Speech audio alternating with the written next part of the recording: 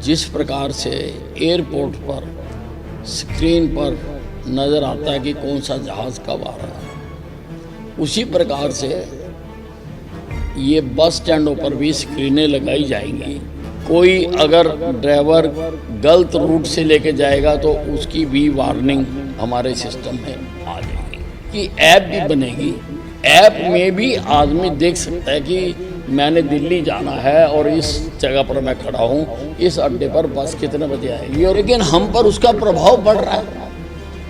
तो एक परिवार का मुखिया होने के नाते वो सारे देश को आगाह कर रहे हैं। आज मोदी जी ने विदेश ना जाने की भी कही है और उससे राहुल गांधी बहुत ज़्यादा हर्ट हो गए। अपने ट्रांसपोर्ट विभाग की सभी बसों पर एक ट्रैकिंग सिस्टम लगा रहा हूँ। जिस प्रकार से एयरपोर्ट पर स्क्रीन पर नज़र आता है कि कौन सा जहाज़ कब आ रहा है, उसी प्रकार से ये बस स्टैंडों पर भी स्क्रीनें लगाई जाएंगी। कौन सी बस कहाँ है, कितने बजे आएगी, उसकी ऐप भी बनाई जाएगी। आदमी अपनी ऐप में भी देख सकता है। उसके लिए हमें बसों को मॉनिटर करने में बहुत आसानी रहेगी।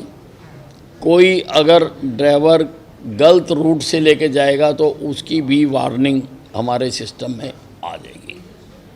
अगर कोई गलत जगह पर बस जाको खड़ी करेगा उसकी भी वार्निंग आ जाएगी।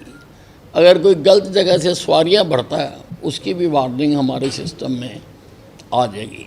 अगर कोई जैसा यूजुअली होता है कि कई ड्राइवर बस स्टैंड के अंदर नहीं जाते हैं, बाहर से ही गाड़ी दौड़ा कर ले जाते हैं, तो जो बस स्टैंड के अंदर नहीं जाएगा उसकी भी वार्निंग सिस्टम देगा। और ऑटोमेटिकली हमने सिस्टम बनाया कि उस ड्राइवर को उसकी एक्सप्लेनेशन चली जाएगी कि आप इस बस स्टैंड के अंदर क्यों नहीं गए हैं। तो ये मैं इसका ट्रायल देख चुका हूँ और उसमें थोड़ी सी चेंजेस और मैंने करने के लिए कहा है।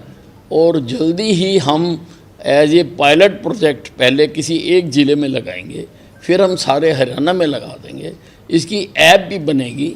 ऐप में भी आदमी देख सकता है कि मैंने दिल्ली जाना है और इस जगह पर मैं खड़ा हूँ, इस अड्डे पर बस कितने बजे आएगी और कौन कौन सी आ रही हैं, इसके बाद और कौन सी आ रही हैं और मैंने किस में जाना है, वो अपना कार्यक्रम शेड्यूल कर सकता है। इस पे टोटल प्रोजेक्ट पे कितनी कॉस्टिंग आने वाली है? कॉस्टिंग का वो उसमें जो है उसके सारा MOUs हुए हैं, उसमें डिटेल पता लग जाएगी। अच्छा, एक ये बताएं, कोई नई बसें खरीदने का प्रावधान है? क्योंकि BS4 और BS6 के चक्कर में जो आपकी वॉल्वो है दिल्ली नहीं जा पा रही।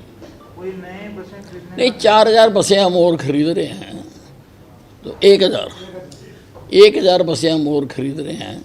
उसमें 500 इलेक्ट्रिक खरीदेंगे और 500 दूसरी खरीदेंगे। वॉल्वो का भी है नई बसों? इलेक्ट्रिक वॉल्वो ही हो गई, उसमें क्या एयर कंडीशन बस है, उसमें क्या दिक्कत। सर, नरेंद्र मोदी जी लगातार अपील कर रहे हैं कि सोना जो है वो 1 साल तक ना खरीदें और जो है तेल की जो खपत की बात करें तो उसको भी कम करें, ताकि दूसरी गाड़ी में एक ही गाड़ी में काफ़ी लोग सवारी करें। तो इसको किस प्रकार से आप देखते हैं? हमारा 30% जो तेल है वो हॉर्मुज़ को पार करके मध्य पूर्व के देशों से आता था। मध्य पूर्व के देशों में लड़ाई लगी हुई है। उस लड़ाई के कारण हम नहीं हैं, वो दूसरे देशों में लड़ाई है, उसके अंतर्राष्ट्रीय कारण है, लेकिन हम पर उसका प्रभाव पड़ रहा है। तो एक परिवार का मुखिया होने के नाते वो सारे देश को आगाह कर रहे हैं कि ये तकलीफ़ें, ये दिक्कतें हमारे पास आ सकती हैं और इन चीज़ों की हम किफ़ायती तौर पर इस्तेमाल करें।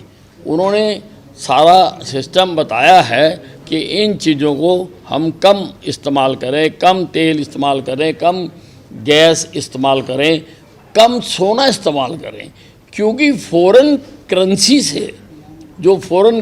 से जो चीज़ें आती हैं उनके ऊपर भी उन्होंने ज़्यादा दबाव दिया।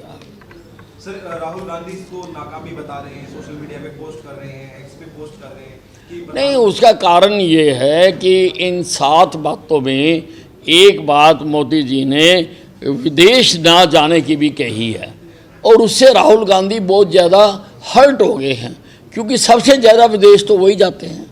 हिंदुस्तान में चुनाव हो रहे होते हैं, वो विदेश में घूम रहे होते हैं। हिंदुस्तान में कोई क्राइसिस आया होता है, वो विदेश में घूम रहे होते हैं। इसलिए उनकी प्रतिक्रिया सबसे पहले आई है।